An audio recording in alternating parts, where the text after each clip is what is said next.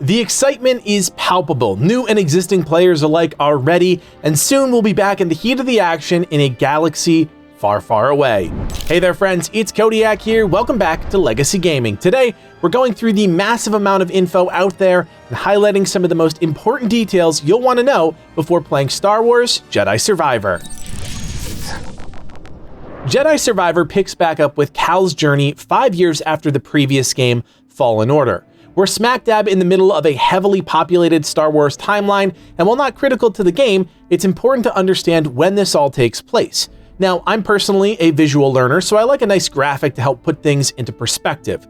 Here's where things fall in relation to everything else. 5 years after the previous Fallen Order game, 10 years after the execution of Order 66, and 9 years before the Battle of Yavin in A New Hope. This is, of course, the darkest time for the Jedi and ultimately the galaxy as a whole, as the Empire's grasp has taken hold and exponentially expanded control over the systems. Vader and the Inquisitors are still on the hunt for any remaining Jedi, and Cal is back to make a stand and fight against the tightening grasp of the Empire. This being an older, wiser, and more experienced version of Cal, we're teased that choices will need to be made, and they might not exactly be what you'd expect from a Jedi.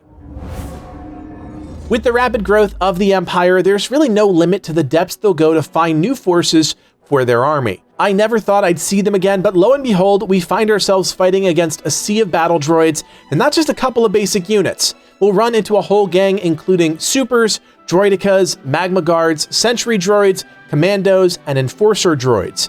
This is an incredible lineup that I, for one, am super excited to fight against once again. Joining them, of course, are the myriad of trooper forces you've come to expect from a traditional Empire deployment. Storm, Flame, Para, Scouts, Gunners, and so on. It's a whole lot of trooper power. What's also super exciting is the role that bounty hunters seem to play in the game. From what we've seen, we'll have several encounters with the mercenaries, and they're doing their best to stop Cal's mission dead in its tracks.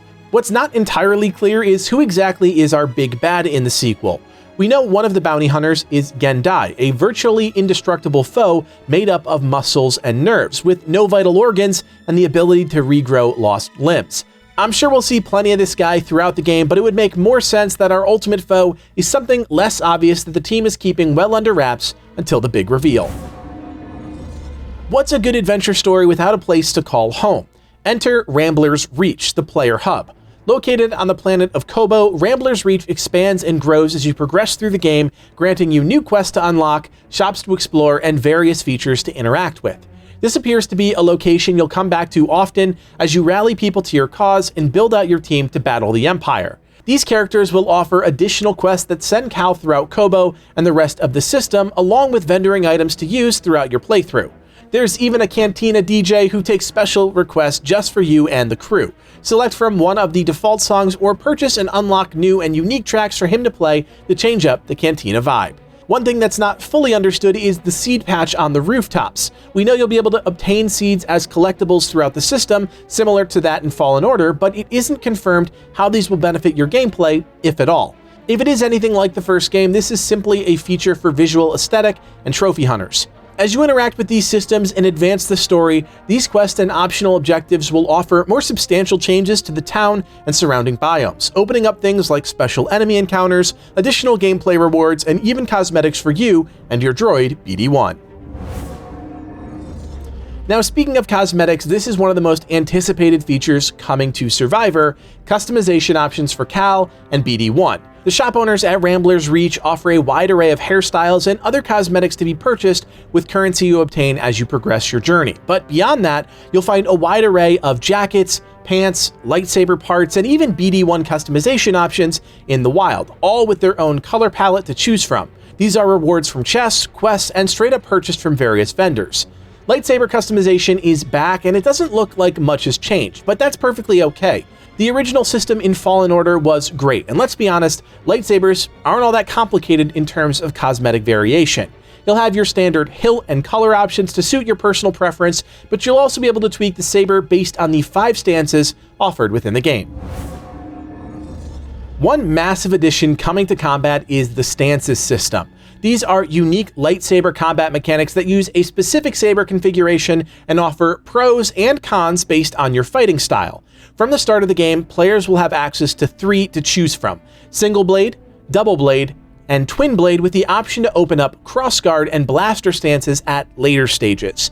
The primary limitation here is that you can only hot swap between two stances in the heat of battle. Single Blade is your traditional lightsaber stance, the general purpose, do-it-all saber. This has a short to medium range attack radius with traditional throwing mechanics, along with some sweeping combo potential, dealing moderate damage and mitigation. Double Blade stance is your go-to for multi-enemy area attacks. Quick, nimble, and deadly at close range, ideally you'd use this stance to take out packs of enemies and clear out areas you need to move through quickly. It'll be a great combo generator, but may lack in single target encounters. Last in our list of default stances is Twin Blade. Highly technical, accurate, and extremely deadly at close range, this skilled stance will excel at high damage output at the risk of taking more damage if hit. It's a high-risk, high-reward stance that the team says feels incredibly satisfying when mastered. This is also the only stance that attack animations can be interrupted to allow you to adjust positioning mid-attack. Once unlocked, the crossguard stance is advertised as a heavy but measured approach to combat. This is a very slow but very powerful stance, very similar to a fighting game with mastery being at the center of the fighting style. The attacks here are much slower and don't move you towards your enemies as you engage, so you'll want to be extra careful and plan your attacks accordingly. Finally, the blaster stance reflects the unconventional journey Cal is on as a Jedi. Adding some range to your kit, this is designed to be a bit of a push-pull stance. This won't turn you into a sniping machine, rather balancing out your close range versus ranged approach with the saber to be completed with the blaster. We don't have any footage in the wild on this stance just yet, as it's still pretty under wraps, but it's something we're definitely looking forward to getting our hands on, as it really mixes up the look and feel of a Jedi combat system. The next bit of info revolves around the power fantasy of becoming that well-rounded Jedi, skill trees. Survivor brings a vastly improved skill system over its predecessor, covering 3 categories of skills containing 9 trees across those and a whopping 75 total skills throughout the whole system. Our primary categories are Survival, Lightsaber, and Force. Survival will touch on things such as stamina, health, item effectiveness, and so on. The Lightsaber category will focus on, get this, lightsabers. Within this category are 5 trees, each one focusing on enhancing the specific stances we just talked about. Finally, the Force category will allow us to upgrade our skills and abilities focused around our Jedi Force powers. These will be your push and pull skills, abilities that allow you to use enemy skills against other enemies, and so on. We've been told that we can't upgrade every point in the skill tree just by playing through the story. You're going to have to invest more time in exploring the world and chasing secondary objectives to find those coveted extra skill points. This is clearly a way to pad out the amount of time that players spend in the game. It's a common practice these days, but there's nothing inherently wrong with that. Let's just be clear. I do hope that any sort of padding isn't just a copy-paste of similar puzzle elements or enemy encounters, just with a different coat of paint. That kind of fluff just isn't fun. It gets boring quick and begins to feel like a chore. That being said, at the end of the day, if you do chase down everything, you'll be able to dump your points into a whole tree and live your ultimate Jedi power fantasy. Another great addition to the skill family are the perks found throughout the world. While not discussed in any great detail, we know that these are found at random places throughout your playthrough and offered as rewards for various objectives you'll come across. They'll add small bonuses to existing skills or stats, and as you compound these perks on top of one another, it really has the potential to enhance your playstyle and overall power over time. The sheer size of the planets we'll be exploring is a thing of beauty, and the team has acknowledged this and worked to add some incredible enhancements to how you'll move around these behemoths. The long-awaited fast travel system has been put in place, pretty common in larger games, but something that was glaringly missing from Fallen Order. You'll be able to find and unlock points throughout your playthrough to use at your discretion. However, the game director did mention that the team implemented these for players that want to use them, but the game was designed without fast travel in mind. Exploration is still a core tenet here, and the team has given players multiple ways to traverse the different planets. One immersive addition to the game are mounts, both riding and flying. Those of you who want to avoid fast travel and really put on your explorer hats will be able to tame and ride these creatures as you explore different planets. These mounts also become critical, getting you to some hard-to-reach areas which could hold some secrets for you to uncover. Some creatures appear to be call on demand, while others only show up in designated areas to assist for a specific purpose. Another seemingly fun mechanic will be the grapple. Now, I really hope the physics here are implemented correctly. There's nothing worse than a poorly developed grapple that feels like it's working against you. But with this tool, you'll be able to reach new heights, close gaps, and become super quick on your feet to potentially change the tide of battle at a moment's notice. There's nothing like getting a little help from a friend in the heat of battle. The new companion system offers unique combat scenario assistance from one of the 2 confirmed companions so far. Marin makes a return from her debut in Jedi Fallen Order, and as a former Night Sister, will assist you with her ancient magic and close-quarter combat skills.